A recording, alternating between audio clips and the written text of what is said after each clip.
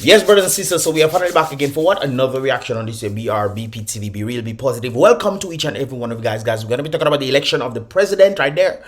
Of course, 2023. And of course, with that said, guys, let's get into the vibrations. I'm not sure, by the way, if I will be dropping a reaction on the Mr. X reaction, guys. But of course, you can definitely check the links in the first comment in the comment box below, guys, when you are done with this here video. Anyways, guys, let's get into the vibrations for today.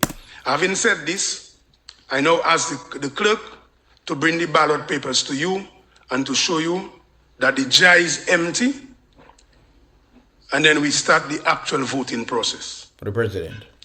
So this is... Do I need to clarify further? Okay, it's empty. To anyone? Yes.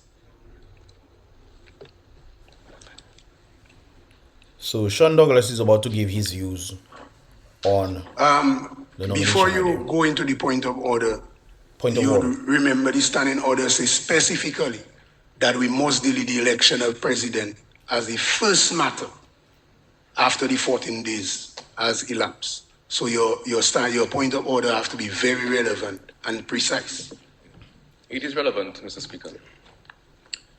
Mr. Speaker, I rise on a point of order number 87 because there are no written rules for the procedure of the election of the President of the Commonwealth of Dominica, except that the House, through settled practice, has adopted particular rules for the election of the President, except those provided at Section 19.5 and 5A of the Dominica Constitution.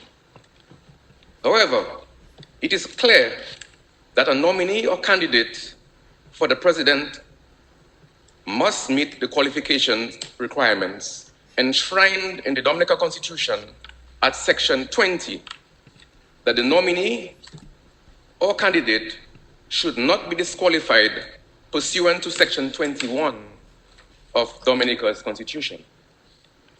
This nominee being put forward by the Prime Minister this morning is disqualified to be president in contravention of both Sections 20 and 21 of the Dominica Constitution, and therefore is not a suitable person to be a nominee candidate pursuant to Section 19 of the Dominica Constitution, in that both at the time of consultation with the leader of the opposition and the Prime Minister, the nominee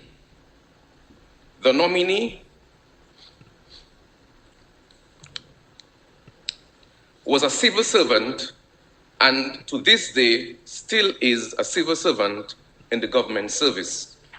The nominee has engaged in certain acts which offends the Public Service Act, in which, if she was president, would warrant her removal from office, and as such, the House should not proceed on the election of the president as Sylvanie Burton being a candidate or nominee.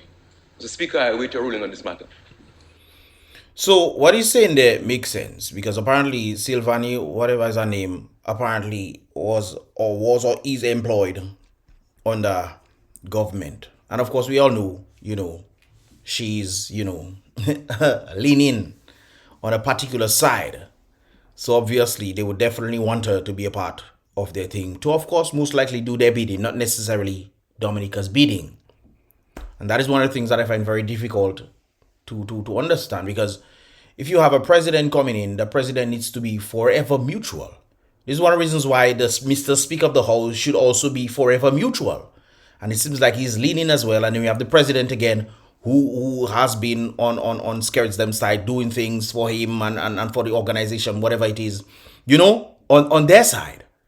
So, I mean, she becoming president, whoever is selected to become president must not have any involvement on sides. That's one of the things. I also saw for Annette as well. I know Annette sides with UWP, and this is one of the reasons why I honestly believe that, yes, I want her to be president and all these things there, but I personally believe that based off this whole understanding right there, where the individual is supposed to be mutual and you're not supposed to know which side that they are on. You're not supposed to. At any point in time, that's how proper presidency is done. The same thing for the Mr. Speaker of the House. Proper presidency, proper thing is done where he's supposed to remain neutral at all times. But we see the Mr. Speaker on podium. They say, oh, this is our team and so forth. What do you expect to happen in Parliament? Wouldn't they side with one team over the other? I mean, it's very evident to see here. But anyways, brothers and sisters, let's continue. Yes, Honorable Prime Minister can react.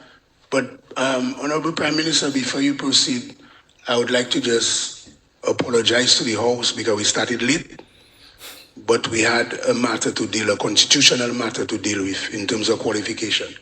But I'll leave it to rest for now. So, Honorable Prime Minister, you can proceed. Mr. Speaker, thank you. Just to say to the Senator and to the House that at the point of the nomination,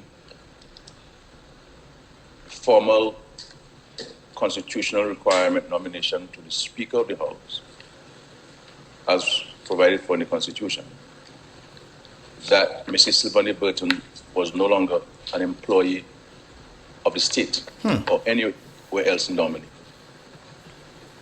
So she was unemployed. Resigned from the public service on September 11. Oh, so she resigned 9/11 from the public service because she was being nominated for president. So that means anybody can just come and say, hey, I'm going to resign from my job for me to become president. I don't think that's how it works. But then again, which rule is guiding this? That's why they're using this. That's an interesting question right there. And received that confirmation from the Public Service Commission. All of what the Senator would have said in his arguments put forth to the House to indicate that the candidate, Mrs. Sylvania Burton, is not qualified, cannot stand. On the basis that she resigned. She resigned or I guess she quit her job or whatever it is for her to become president. On the basis of her resigning about 16 days ago. She resigned 16 days ago for her to get that nomination right there. Brothers and sisters, 16 days ago can give you, if you have 2 weeks, you can then say, you're gonna have, I think, let me just leave that alone. But on the basis, you can then say, I'm going to take a 2-week vacation. 5 days, 4 days. Obviously, that's going to meet the 16 days. If you're still employed, but you're taking vacation, you can decide you're not going back. But anyways, I don't think they did it that way. But we'll see what transpires next. Because he has no material basis upon which to allow it to stand. What I will say to the Senator, and I would ask him to research the very same arguments he's making in respect to Mrs. Sylvania Burton, the Prime Minister's nominee for Speaker, for President, is to ask him whether he has also investigated the qualification or the disqualification of the leader of the opposition's candidate, and whether he is aware, and I want you to stand up to this morning, whether he is aware that in respect to 21(2) of the Constitution. 21(2), a person shall not be qualified to hold the office of president if he holds any other office of emolument, whether in public service or otherwise, or if he is engaged in any other occupation for reward. That the arguments he's using against Mrs. Sylvania Burton, that his candidate, but to me, Annette, is in violation of that provision of the Constitution. That as of this morning, she's still an employee of the Dominica State College. Yeah, he if that is the case, he's right. I hate to say it, but he's right. But my understanding for Sylvania Burton as well is on the basis of whether she resigned or took vacation or leave without pay or whatever just in case she didn't get it or what. But on the basis of what Skerrit is saying, he's right. He's right. Because if she does hold a position receiving funds and this kind of things, because I think of office of president is for individuals who are retired or are not, or have been, stalwarts in the community but have retired, then what he's saying there, I hate to say it, but he's right. Of the Jamaica State College. No, I have odds with somebody just retiring or resigning or whatever just because they're gonna become nominated for presidency. Shouldn't it have shouldn't the rules say, okay, you have been just a citizen for outstanding citizen for 5 years or something like that, who has not worked in the sphere and is neutral. I think that, but there's not much rules, I'm guessing, that really states that. Well, let me see what the other side is going to say. Receiving emolument and reward. What is emolument? For those of you who don't know.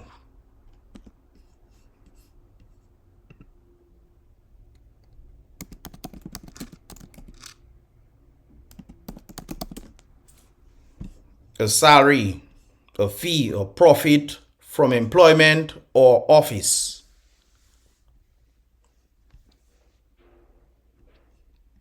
From employment or office. And I shall read 21(2) for the benefit of the member or the senator. It says, and I quote, "A person shall not be qualified to hold the office of president if he holds any other office of emolument, whether in the public service or otherwise, or if he is engaged in any other occupation for reward." What is the otherwise? Is the senator aware that Minister Sanford is currently, as we speak, on the morning of September 27, 2023, the year of our Lord, that she's an employee of the Jamaica State College, and therefore all of the arguments that he has articulated are really referring to the candidate of the leader of the opposition? If that is the case, he's right. Well, let me see what he has to say right. Let me see what Sean has to say right there. Maybe I'm wrong. Maybe we are wrong. Let's see.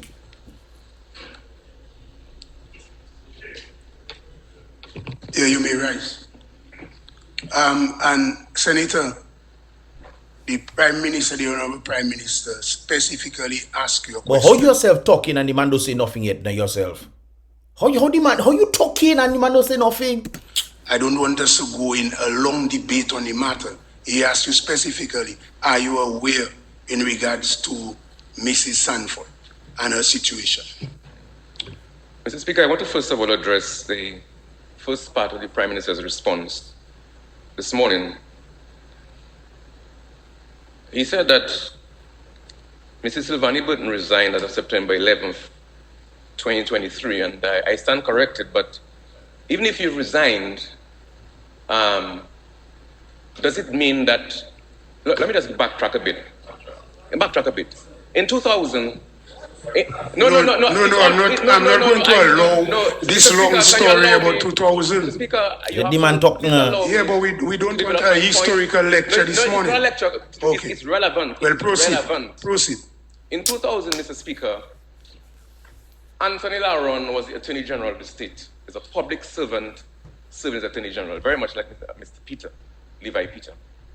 Now, he was sent on leave, and Bernard Wishe was appointed to act as Attorney General. But Mr. Laron was still the substantive hold of the post of AG. He was on leave for about 6 months, so for 6 months, he was still the Attorney General. Wishe was only the acting Attorney General. So I'm wondering in this case of Mrs. Sylvani Burton, presumably she's been owed leave. Does it mean that because she has resigned on September 11th, does it mean that she's totally devoted, she's definitely no longer civil servant?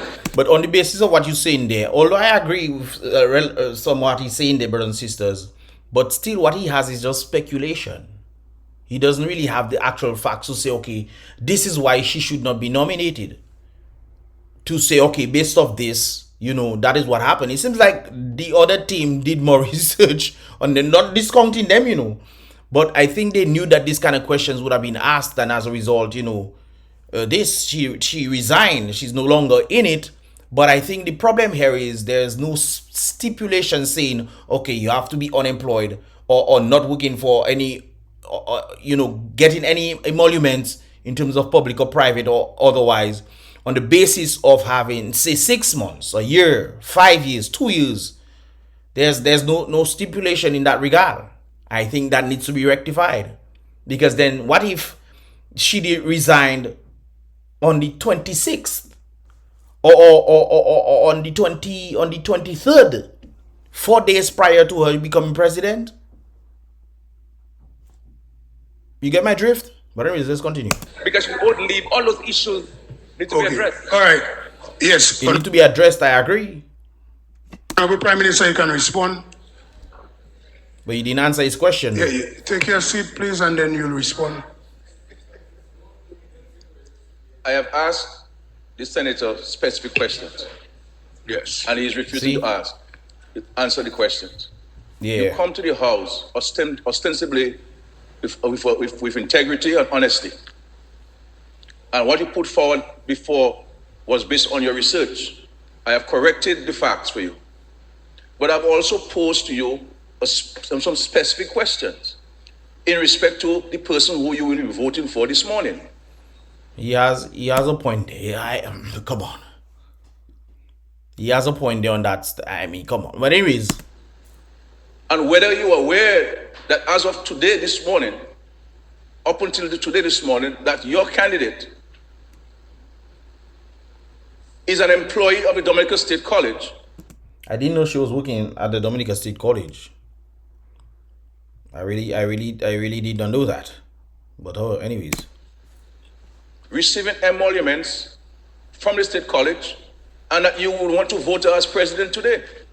Yeah, he has a point there. And in respect to the issue of leave and the entitlement of leave of Mrs. Suspending Burton, that's her property.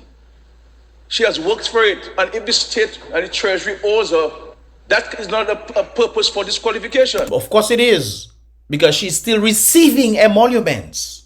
Remember, let me go back to the definition again.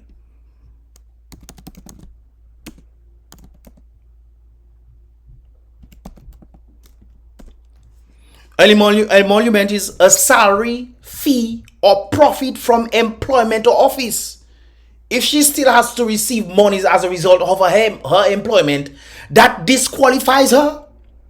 Simple. Because she's still receiving, if that is the case. Therefore, it also disqualifies her. So, Mr. Prime Minister, come on. I mean, you had me there for a bit, but it also disqualifies her. So you're telling her now to give up a home because she owns a home? That's not what he said at all. You're stretching the joke there. It's a property. She earned it. You're talking about monies received as a result, whether it's compensation for the rest of her tenure working there, or whether it is vacation leave or whatever, paid vacation leave or whatever it is, she's still receiving. If that is the case, she will be still receiving emoluments at the time of this nomination today, which means that she's not qualified. The question I have to ask though is, can this be proven? If this is proven, whether she received any money as a result of working in any place, any way, getting profits or employment or salaries or whatever, paid fees that is owed to her, whatever it is, if they can prove this, then she has to be disqualified. Does not have to go and be a priest and remove herself from any riches that she has, and have a declaration of poverty as a priest normally do. So are you saying that she's still making money? If that is the case, then she has to be disqualified as well. Because although you are right for Annette on the basis if she's still working with the Dominican State College, although you have some level of being right from my understanding, she also needs to be disqualified because she will be getting some salaries, whether it is paid whatever that is owed to her. She has been getting money as a result of working for that organization, whichever organization. So she too has to be disqualified. So I'm putting the question to you, Mr. Senator, Honorable Senator. And if you want to find out, I can have the Parliament suspended for 5 minutes to allow you to get the research and to find out and to come back to the House and to tell the House what you have found in respect to the employment of Mrs. Sanford. Mr. Speaker, I move that the House be suspended for 5 minutes. So easy. He don't, because he knows. He knows. That is why. Allow the member. We have it. Guys, I give you this Skerrit on that one. I give you this Skerrit on that one. But your candidate should be disqualified as well, though. Your candidate should be disqualified. It has been moved and seconded that the House be suspended for 5 minutes. Those in favor? Those against? The ayes have it. House stand suspended for 5 minutes.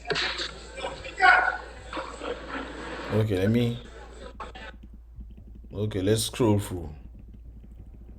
We're waiting there for 5 minutes. Now, on that.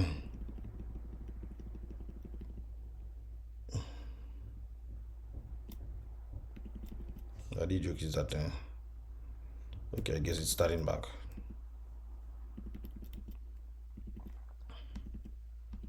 Continues. Made by the Honourable Senator, just on the point, which was made by the Honourable Senator in relation to Standing Order 87. I think it's important to bear in mind, he made the point that we have no rules specifically dealing with the election of the president, which is correct. But I think it's important to note the last 1, 2, 3, 4, 5, 6 words of Standing Order 87. Yes. Which is with the practice of this House. Yes. So that is to say, I don't want any listener to believe that somehow the process and procedure here today is inconsistent with what is lawful.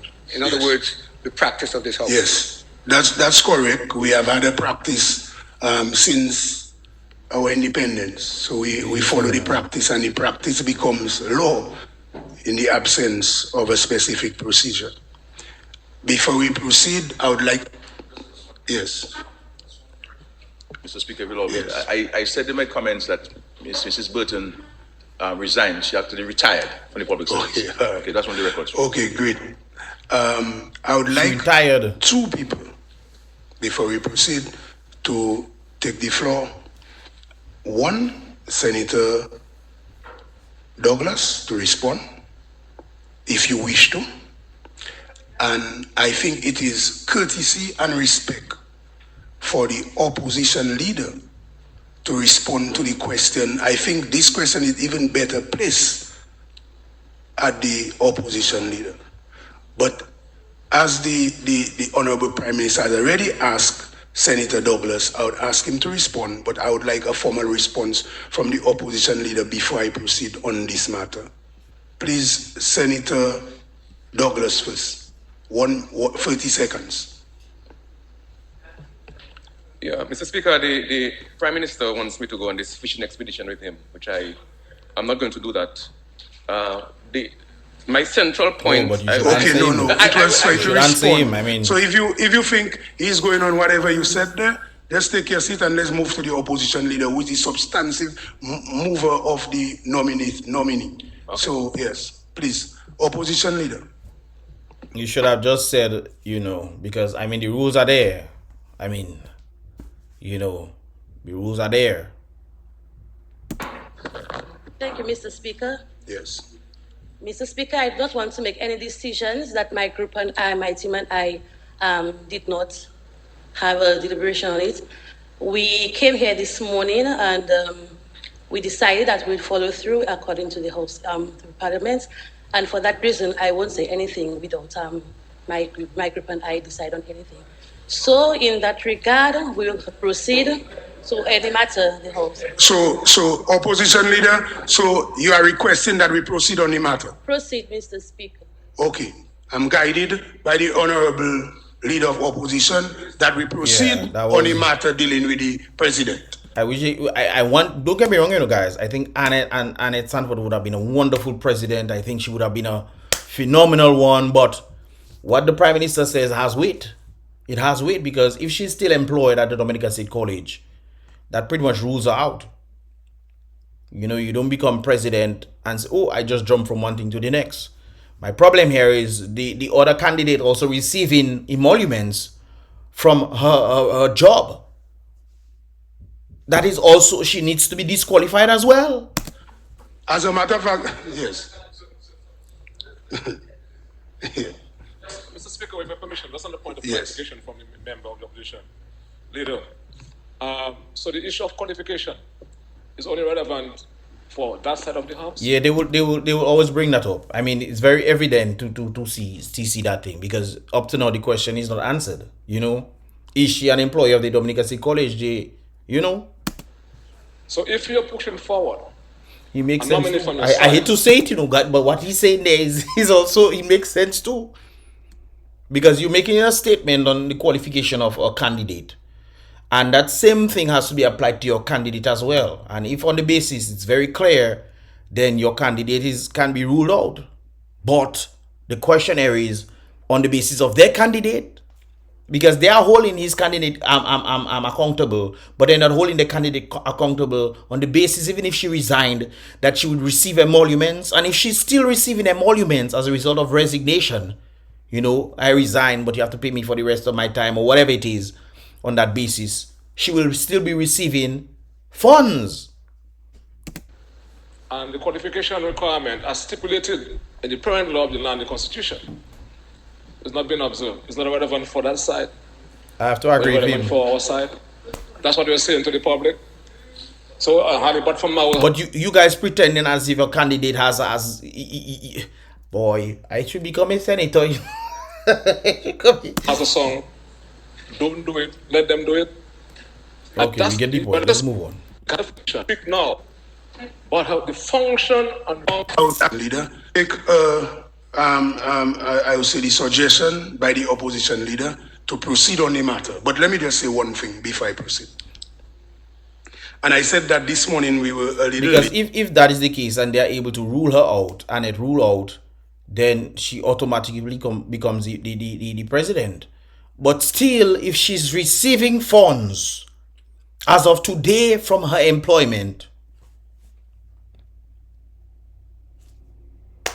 she should be disqualified as well.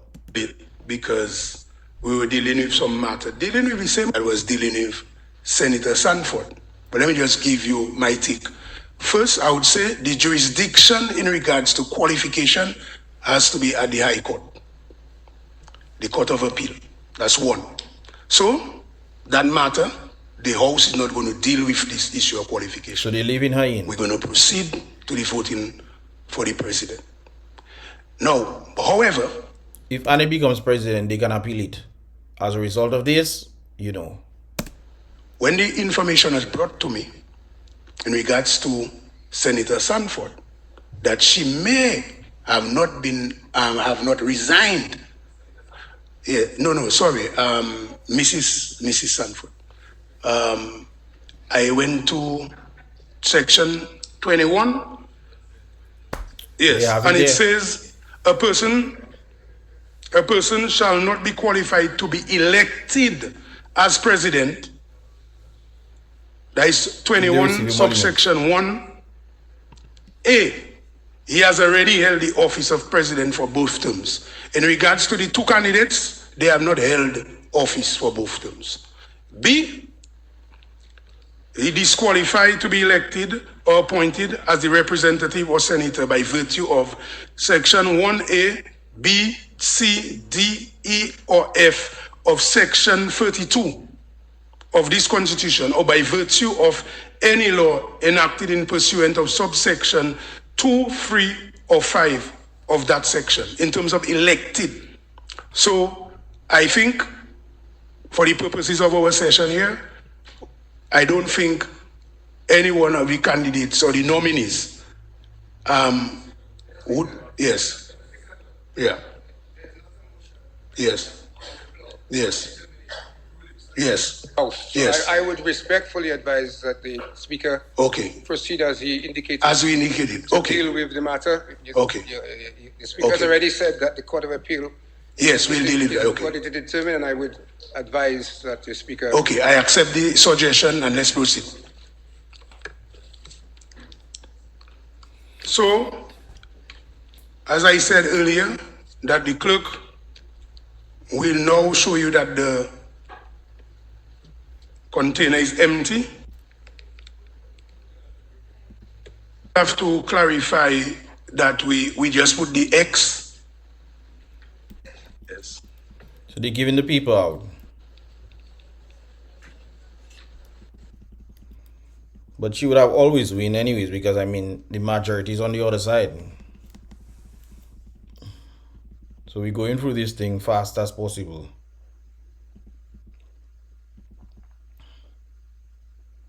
Oh, they muted it.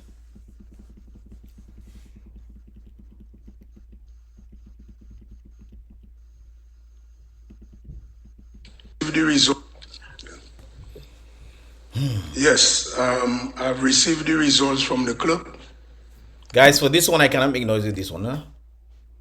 Because I think both candidates should have been, out on the basis that the lady Burton is still receiving funds from her employment. Annette Sanford, Mrs. Annette Sanford, 5 votes. Mrs. Sylvanie Burton, 20 votes. So that means Sylvanie is becoming the president. Right there. So I must announce that. And the cycle continues. Mrs. Sylvanie Burton has been duly elected president-elect. Well, guys, this is just my reaction right there, man. What are your thoughts, man? Do you think I was right in this regard? Do you think both of them should not be elected? Do you think, maybe we are oversighting something? But I think on the basis of what they were saying there, I can't disagree. It's the law, man. It's the law. If she's employed somewhere, it's the law. If the other one is receiving monies as a result of her employment, it's the law. Whether she resigned or retired or whatever it is, if she's still receiving funds from her work that she was working before, she should also be gone. What are your thoughts, guys? Leave your thoughts in the comment box below, right there. I think Ali would have made a good president, but of course, she most likely did not resign because she knew she was not gonna make it in that regard. But of course, it's just a continuous cycle. And, things can get far worse, brothers and sisters, because the president can also have a say in the constitution or change in the constitution. Man. Well, I was going to say congratulations, but I think both candidates should have been disqualified. That's just my thoughts. What are your thoughts, guys? Leave your thoughts in the comment box below, right there and then. Anyways, guys, if all I said already, I'll see you guys in the next section video. Remember, guys, be real, be positive.